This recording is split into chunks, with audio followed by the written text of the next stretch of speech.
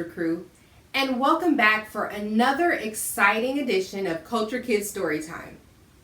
Hey, do you believe in magic? I'm not talking about like the cards that you play or, when you tell your parents that your nose disappeared and it's really your thumb and your fist.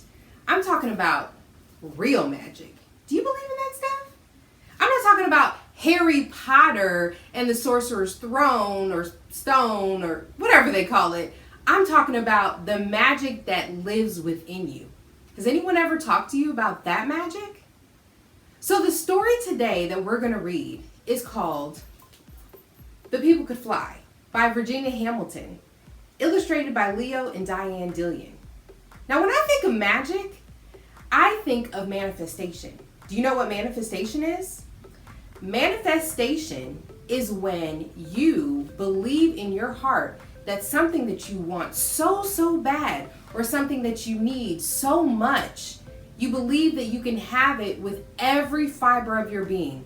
Everything that you have, you're putting into making that happen.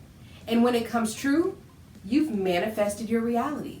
And that's really what this story is about. Believing in yourself, manifesting your reality, and changing a bad situation to a good one.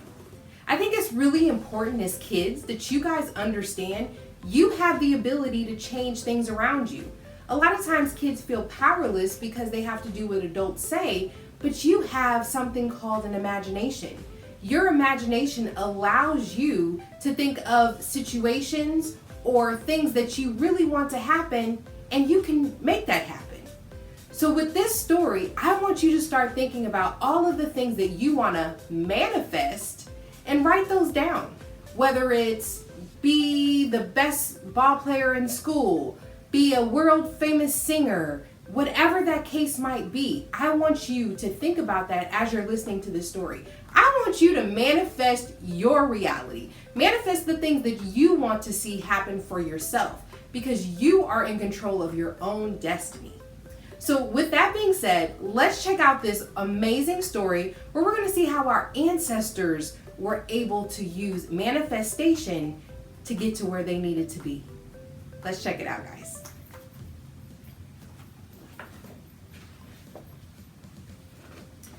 They say the people could fly. Say that long ago in Africa, some of the people knew magic.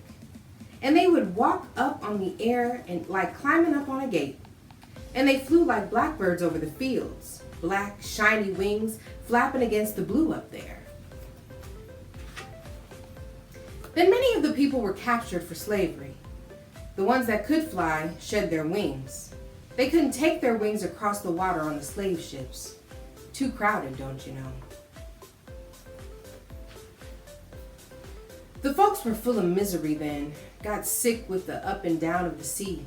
So they forgot about flying when they could no longer breathe the sweet scent of Africa. Say the people who could fly kept their power, although they shed their wings. They kept their secret magic in the land of slavery. They looked the same as the other people from Africa who had been coming over, who had dark skin. Say you couldn't tell anymore one who could fly from one who couldn't. One such who could was an old man. They called him Toby. And standing tall yet afraid was a young woman who once had wings. Call her Sarah. Now Sarah carried a babe tied to her back. She trembled to be so hard worked and scorned. The slaves labored in the fields from sunup to sundown. The owners of the slaves calling himself their master.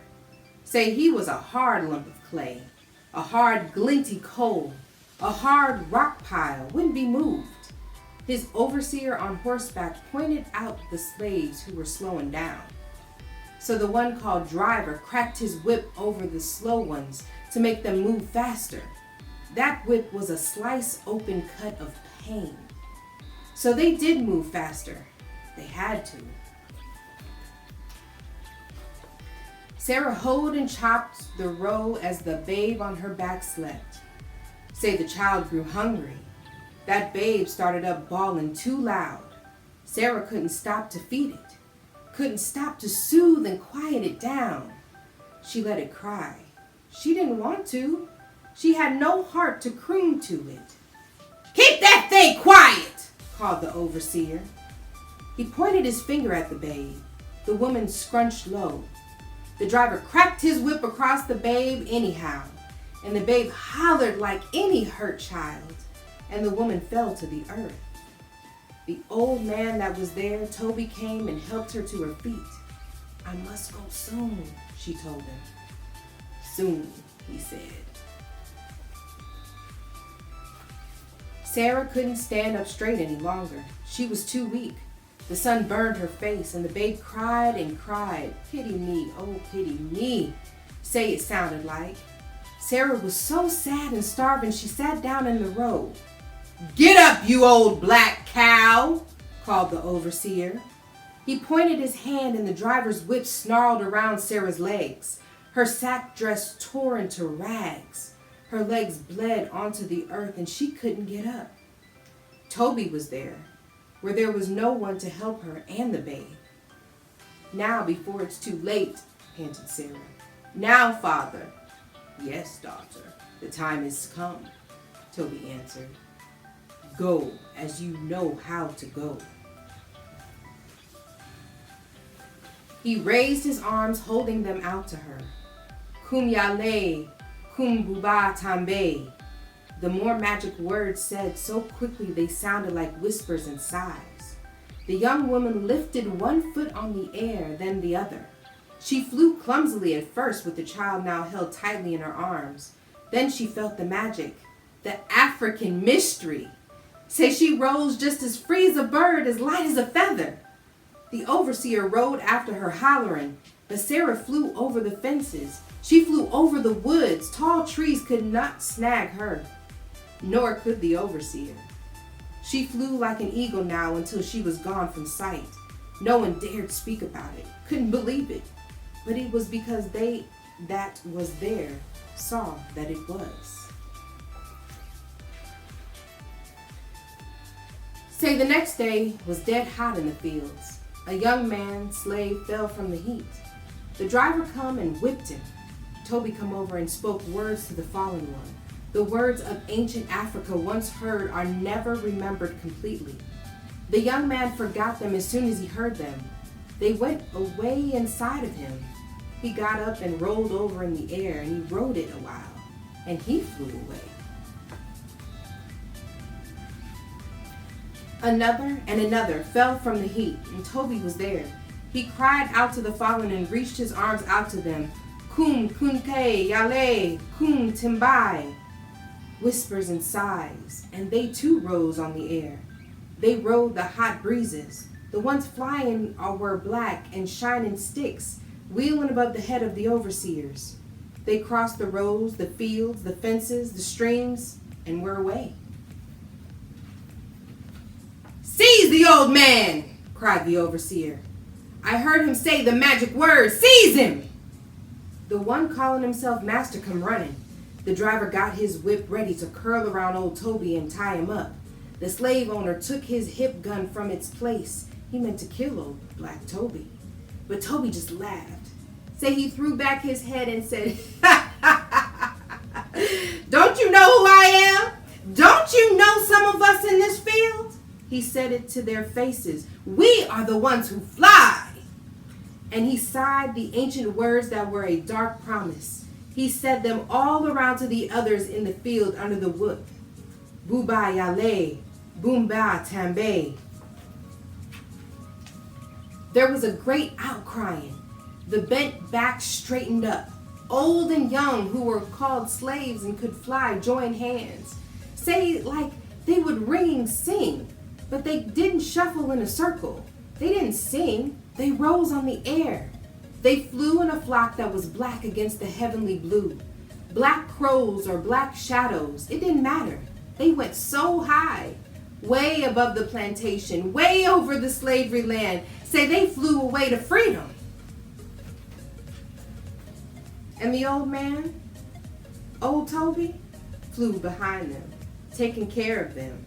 He wasn't crying. He wasn't laughing. He was the seer.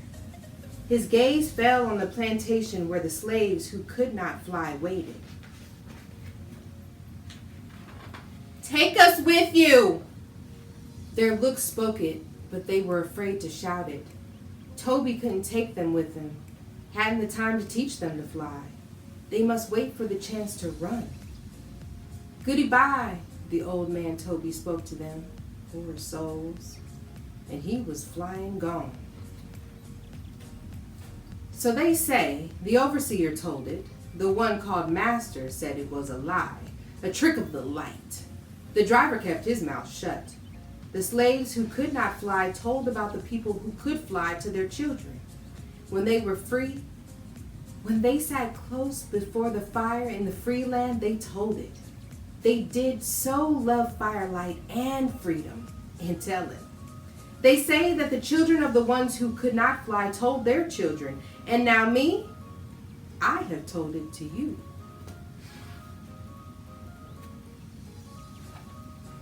Isn't that a cool story? So when I think of this, I think about our ancestors were in a position where they had absolutely no power whatsoever, but they remembered who they were. They remember the spirit that had come with them from Africa, the drum beats in their minds, their language, everything that made them who they are.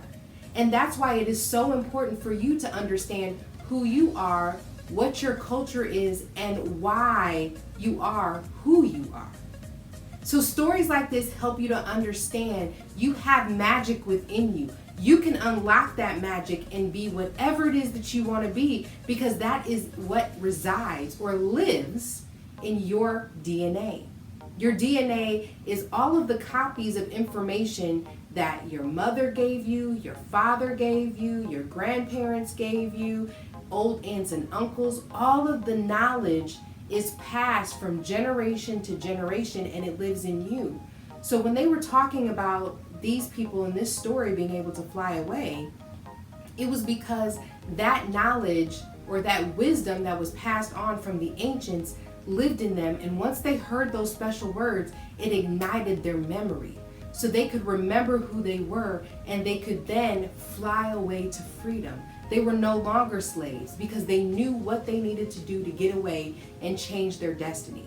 So I encourage each and every one of you to figure out what it is that you have inside of you and live that truth every single day. So I hope you enjoyed this story, and tune in next time for the next edition of Kulture Kids Storytime.